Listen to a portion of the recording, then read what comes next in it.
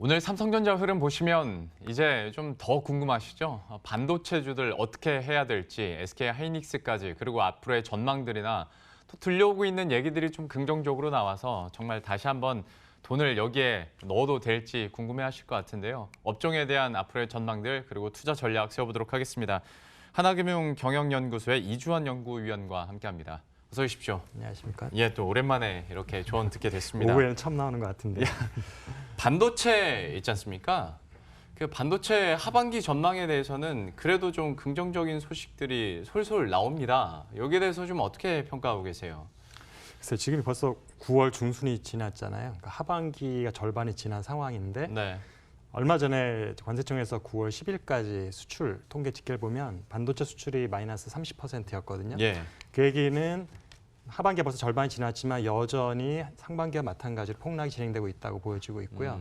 가격 흐름도 좀 살펴봤었는데 일부 종목 한 달, 두 달 연속 약간 살짝 상승한 것도 있지만 역시 아직까지도 대부분의 종목들은 가격도 여전히 하락 추세를 이어가고 있어서 예. 하반기에 회복을 말하기는 조금 이른 것 같습니다. 그래서 하반기는 아직까지는 바닥을 확인하는 그런 단계인 것 같고요. 하반기에 확실하게 바닥이 확인이 된다면 내년 상반기쯤에 조심스럽게 회복에 대한 논의를 할 수 있지 않을까 이렇게 생각하고 있습니다. 내년 상반기까지는 기다려야 된다. 올해 하반기는 아마도 연말까지는 가격 약세와 하락이 지속될 것으로 예상이 되고 있거든요. 그러니까 사실 8월 초에 외국계 투자은행에서도 뭐 SK하이닉스 투자 의견도 다시 올려잡고 좀 그래도 연말 되면 좋아질 거다 했는데 그것보다는 시간이 더 걸릴 것으로 예상을 그러니까 하시는 투자자 거예요. 입장에서는 사실은 주가는 좀 선행하기 때문에 조금은 시차가 있어서 예. 그러니까 실적 기준으로 하면은 3분기, 4분기 역시 작년하고 비교했을 때는 굉장히 큰 폭의 마이너스를 피할 수 없는 상황이고요. 예. 주가 같은 경우는 사실은 6개월 정도 선행하는 특성이 있기 때문에 네. 만약에 하반기가 바닥이라면 투자자들 입장에서는 지금이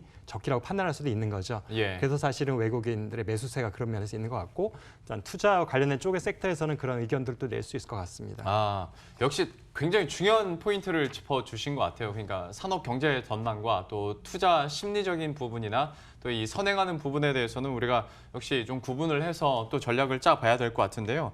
조금 더 세밀하게 한번 보자면 삼성전자 같은 경우에 어느덧 여기까지 올라왔는데 앞으로가 사실 더 중요할 것 같습니다. 그 흐름들 좀 어떻게 보십니까?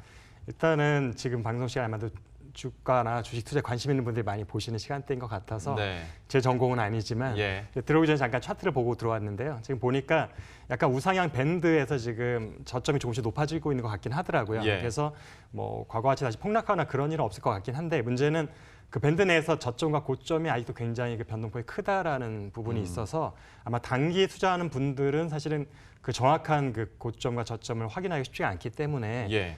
그런 면에서는 좀 주의가 필요할 것 같고 중장기 투자자들 같은 경우는 아무래도 우상향 방향의 밴드 내에서 움직이고 있기 때문에 약간 최소한 1년 이상 투자하는 분들이라면 지금 사실 조심스럽게 하지만 지금도 사실은 변동성이 크기 때문에 그 밴드 내에서도 상단에 있을 때보다는 하단에 있을 때를 잘 노려보면 내년쯤 되면 수익을 기대할 수 있지 않을까 이렇게 기대를 해보고 있습니다. 예. 그러면 이것도 좀 중요할 것 같아서요. 삼성전자의 실적에 대해서는 좀 어떻게 보시는지. 왜냐면 좀 실적 추정치를 상향 조정하긴 했습니다. 그런데 이게 반도체가 잘 될 것 같아서 상향했다기보다 갤럭시 폴드 1000만 대 팔리면 뭐 좋아질 거다 이런 얘기를 하긴 했었는데 어쨌거나 삼성전자의 실적도 이제 바닥을 찍었다라는 얘기들이 좀 많이 있어서 여기에 대해서는 어떻게 평가하세요? 저희들이 그 부분에 대해서도 사실 두 가지 해석이 가능한데요. 저희들이 일단 반도체 같은 경우는 계절 특성이 분명히 있다 보니까 네. 더 시장이 좋아지지 않는 상황에서도 2분기보다는 3분기 실적이 항상 좋거든요. 훨씬 좋은 게 정상인데 네.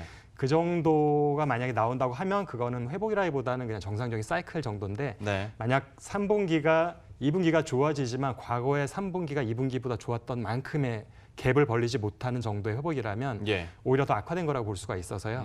그래서 지금 실적에 있어서 바닥이냐 회복이냐를 말하는 거는 이게 뭐냐 분기에 따른 특성이 크기 때문에 네. 3분기를 결국 전년 3분기랑 비교를 해야 되는데 네. 그렇게 보면은 무조건 마이너스거든요. 네. 그렇게 보니까 저희들이 회복이나 이런 표현을 쓸 때는 어떤 기준에서 본인에 따라 좀 다를 수는 있긴 하지만 예.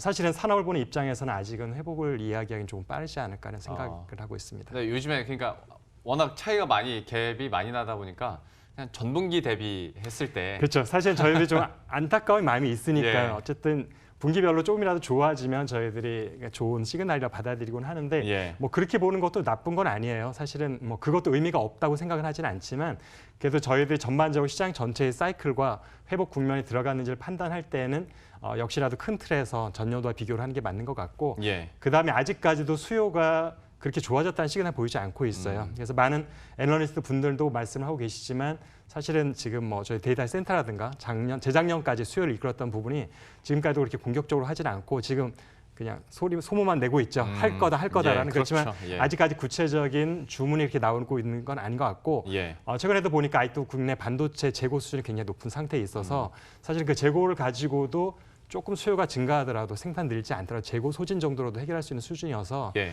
사실은 생산이 늘기 시작해야 본격적인 회복이라 볼 수 있거든요. 네. 아직은 재고 수준을 생각해 보면 바닥을 다지는 것, 바닥을 확인하는 시기 정도인 것이 맞는 것 같습니다. 그렇다면 이제 약간 다른 시각에서 또 한 가지 이슈를 짚어보자면 화이트리스트 배제 있지 않습니까? 뭐 일본도 했고 우리나라도 일본에 대해서 오늘부터 이제 화이트리스트에서 배제하기로 했는데 여기에 대한 앞으로의 영향력은 글쎄요 어느 정도로 가늠을 해볼 수 있을까요? 일단 저희들이 일본하고 우리하고 제도가 조금씩 다르긴 하고요. 예. 품목 구성이라든지 아니면 화이트리스트에 있을 때 없을 때 그 프로세스 운영에 대한 기간이라든지 뭐 네. 페널티에 대한 부분이 조금씩 달라서 예. 사실은 한마디로 얘기를 하면 약간 비대칭적이에요. 그래서 일본에서 화이트리스트를 배제하는 것과 한국이 화이트리스트에서 배제하는 것은 사실은 어떻게 손해보는 그 정도를 차지하면 일본에서 배제되는 게 훨씬 더 크기 때문에 한국에서 일본을 화이트리스트 배제해봤자 제가 볼 때는 큰 타격은 없는 어떻게 보면 좀 상징적인 의미라고 생각이 되고요. 예. 그러니까 일본에서 너희는 우리 우방이 아니니까 제외를 했는데 예. 여전히 나는 니네 우방을 생각한다고 좀 웃기잖아요. 예. 그러니까 어떻게 우리는 참 그런 의미적으로 그러니까 명분상에서 배제할 수밖에 없는 상황이었지만 실제로 그 변경됐을 때 일본 기업들이나 뭐 한국 기업들이 손해를 보는 것들이 얼마나 많이 있을까 따져보면 예. 기간으로 그렇게 큰 데미지가 없고요. 아. 그래서 사실은 뭐 약간 상징적인 정도라고 생각하고 있습니다. 그러니까 품목 개수도 차이가 좀 나고 그다음에 이제 뭐 세관이 엄격해진다지만 그 기간 늘리는 것도 좀 차이가 좀 많이 있더라고요. 네, 저희들은 뭐 그렇게 많이 늘어나지가 않아요. 일본은 15일 정도. 일주일에서 네. 3개월이 되는 건데 예. 15일 정도 2주 정도잖아요. 그렇죠. 예. 그러니까 어떻게 보면 제가 비대칭이라고 말씀드렸던 게 그래서 이것들이 정말 일본에 무슨 타격을 주겠다는 의미보다는 네. 일본이 우리를 배제했는데 계속 유지한다는 자체가 사실 명분이 없기 때문에 우리는 뭐 불가피한 선택이었다는 생각이 되고요. 이것 때문에 산업이나 기업들에 미치는 영향이 클 거라고 생각은 안 하고 있습니다. 다만 그런데 이번 이슈에서 긍정적인 부분을 찾아보자면 아무래도 국산화에 대해서 그래도 속도는 더 이렇게 앞당기지 않았냐라는 얘기들은 당연히 나오고 실제로 이제 뭐 대기업에서는 국산화된 소재 부품을 쓰겠다라는 계획까지 발표하고 있지 않습니까? 그렇죠. 여기에 대해서는 좀 어떻게 평가하세요? 그 부분은 굉장히 결과적으로 좋게 된 거죠. 예. 사실은 우리가 어쩔 수 없는 불가피한 상황 때문에 국산화를 그렇죠. 저희가 속도를 네. 내기 시작한 거지만 사실 어떻게 보면 과거에 어느 시점부터 이미 저희들이 적극적으로 했어야 되는 이미 상당 부분 이루어졌어야 되는 부분인데 그럴 만한 동기부여가 되지 못했고 또한 저희들 압박이 없다 보니까 좀 저희들이 느슨하게 대응했던 측면이 있지만 이제 저희들이 어떤 상황으로 인해서 그런 것도 좀 빠르게 진행을 했고 소기에 달성되고 있는 결과물들이 있는 것 같아요. 그래서 제가 볼 때는 어떤 부분들은 1년 이내 굉장히 많은 국산화율을 저희 높이는 데 성공할 것 같고 예. 하지만 일부 품목은 아직까지도 국산품이 대체하기에는 저희들이 그 시작한 그 연역도 짧고 저희들 예. 개발 수준도 아직 낮은 것들이 있어서 예. 그런 것들은 조금 아직은 시간이 필요한 부분들도 있는 것 같습니다. 그러면 이제 좀 업종군을 조금 더 꼽아 본다면 왜냐하면 워낙 이번 이슈 같은 경우에 거의 뭐 한 달 새에 갑자기 규제 막 얻어맞고 하다 보니까 불화수소부터 해서 평소에 우리가 잘 얘기하지도 않았었던 포토레지스트, 뭐 폴리이미드 일반인들도 굉장히 전문적인 용어를 많이 알게 됐습니다. 그랬죠. 덕분에. 예. 거기에다가 이제 각종 소재 부품 장비의 국산화가 이루어지다 보니 투자자 입장에서는 이거 너무 크다 덩어리가 이걸 어디에 투자를 해야 될지도 모르겠고 어디가 진짜 각광을 받으며 실제 국산화가 될지도 잘 감이 안 잡힌다라고 좀 생각하실 수 있을 것 같아서 조금 더 세분화해서 한번 설명을 해주고 또 유망하게 실제화될 수 있는 국산화 업종은 어디에 있다고 보십니까? 사실 이 부분은 어떻게 보면 외부인들이 알기는 좀 쉽지 않은 부분들이 있는데요. 네. 일단은 저희들이 급했던 뭐 불화수소라든지 아니면 리지스트 쪽에서 먼저 시도를 한 것 같지만 뭐 여기까지 나오는 소식을 보면 불화수소는 상당한 성과가 있는 것으로 보여지고 있고요. 예. 왜냐하면 국내에도 이미 불화수소를 생산하던 업체가 있었기 때문에 가능한 건데요. 근데 리지스트 같은 경우는 애초에 안 하던 품목으로 하게 된다는 거는 쉽게 되는 부분이 아닌 거고요. 예. 그래서 소재 중에서도 불화수소 같은 경우는 분명히 수혜가 되는 업체들, 뭐 많은 분들이 이미 잘 알고 계시겠지만 있을 거로 생각이 되지만 다른 부분은 정말 하이닉스나 삼성전자하고 국산화에 대해서 공동 개발하고 있는지를 확인하는 게 중요할 것 같습니다.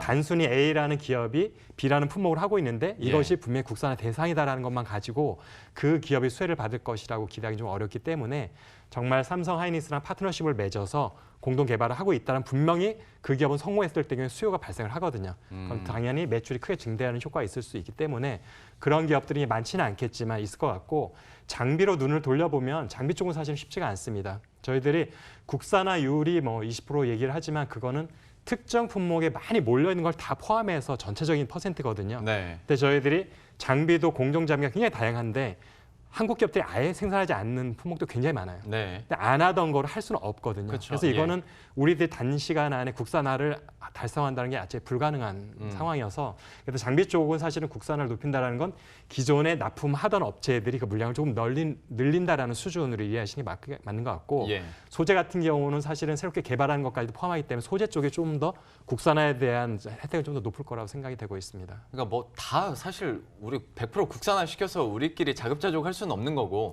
그게 바람직하지도 않고요. 예, 그렇죠. 효율적이도 않고요. 그래서 이제 다변화를 시켜서 공급처를 다변화시켜서 뭐 유럽에서도 이제 들여오고 뭐 그런 얘기가 있는데 다만 이제 투자 측면에서만 한번 국한을 시켜본다면 SK나 삼성전자처럼 대기업과 직접 손을 잡고 추진을 하고 있는 기업이 어디냐 이걸 보자라는 말씀이시죠. 그렇죠. 저희들이 만드는 것하고 파는 것은 좀 별개이기 때문에 예. 내가 만들 수 있다고 하지만 그것을 사용할 사람들이 그 개발 단계부터 같이 인볼브해서 그렇죠. 충분히 예. 같이 검증을 했다면 사겠지만 네. 전혀 모르는 업체가 나도 이거 만들 수 있다고 했을 때 과연 그 업체 거를 쉽게 사줄 수 있을지 이런 걸 좀 고려해야 될 것 같고요. 예. 국산화에 대한 것 아까 방금 말씀하셨지만 무조건 국산화 좋은 건 아닌데 제가 생각할 때 약간 골든 룰은 있을 것 같아요. 특정 국가에 대한 의존도 혹은 네. 특정 기업에 대한 의존도가 20%를 넘는 건 분명히 저희들한테 큰 리스크가 된다고 생각이 되기 때문에 예. 왜냐하면 시장에서 20%는 굉장히 의미가 있어요. 굉장히 주인의 역할을 할 수 있는 주도적으로 어떤 영향을 행사할 수 있다는 의미가 되거든요. 20이 예. 넘어버리면. 그래서 반대적으로 사쓰는 입장에서 그런 리스크를 줄이기 위하면 어쨌든 특정 국가나 특정 기업에 대한 점유율은 20% 아래로 유지하는 정도의 다변화가 맞다고 생각이 됩니다. 참 이번에 일본이 우리들에게 많은 숙제와 또 많은 걸 느끼게 해주는 것 같습니다. 결과적으로 좀 좋게 갔으면 좋겠고 한 가지 더 여쭤보자면 비메모리 분야에서 사실 이런 화이트리스트 이슈가 터지기 전에 삼성과 또 정부에서도 적극적으로 밀어준다고 했고 하다 보니 욕심이 많았거든요. 기대도 많고. 그런데 뉴스들도 많이 묻히고 실제로 어떤 투자들도 속도를 다시 못 내고 있는 것 같습니다. 여기에 대해서는 앞으로 전망 어떻게 하십니까? 저희들 사실은 4월이 삼성전자 그다음에 5월에 정부에서 발표를 하면서 비메모리에 대한 굉장히 큰 기대감들이 있었는데 예. 정말 묻혔다는 표현이 딱 맞는 것 같은데요. 근데 계속 일단은 진행을 하고 있을 거라고 생각이 되고 있고요. 비메모리 쪽에서 사실은 삼성전자 지금 시장 점유율이 3.8% 작년 연말 기준으로 밖에 안 돼서 저희도 굉장히 짧은 시간 안에 뭔가 가시적인 성과를 기대를 하면 안 될 것 같고요. 근데 제가 지금 우려하는 거는 결국 10년 후를 봤을 때 굉장히 많은 자금이 투입되고 또한 정부의 정책도 도움이 되고 인력 양성 같은 것도 다 프로그램에 진행되고 있기 때문에 점유율을 굉장히 높이는 것들은 분명히 어느 정도 가능할 거로 생각이 되는데 만약 그 점유율이 쉽게 우리가 접근할 수 있는 지금 하고 있는 것 같이 파운더리를 늘려가지고 점유율을 높이는 방향이라면 예. 저는 그거는 그다지 의미가 없는 점유율 상승이라고 생각이 됩니다. 지금 전 세계 파운더리 1위가 TSMC인데 예. 사실은 글로벌 반도체 탑 10을 하더라도 항상 3위, 4위에 올라가는 게 TSMC예요. 저희들이 모르지만 모르는 이유는 그거를 정말 반도체 강자로 인정해주지 않기 때문인 거죠. 예. 결국에는 위탁 생산하는 생산 기지 정도밖에 안 되기 때문에 삼성전자가 파운드리로 점유율을 높여서 비메모리의 비중을 높일 수는 있지만 그보다는 직접 설계해서 AP라든지 아니면 저희들이 뭐 드라이브 IC라든지 로직이나 아날로그 반도체라든지 센서라든지 광학 같은 실질적으로 설계 능력이 같이 병해서 직접 자신의 브랜드로 나가는 이런 쪽에 어떤 비중을 높여나가는 것들이 실질적인 의미가 있는 비메모리 1등이 아닐까 생각을 하고 있습니다. 예, 개인적인 관점도 또 얘기를 해주셨고 비메모리 분야에서는 좀 긍정적인 소식들이 다시 들려오기를 저희들도 바라보도록 하겠습니다. 지금까지 하나금융경영연구소의 이주원 연구위원과 함께했습니다. 오늘 말씀 고맙습니다. 감사합니다.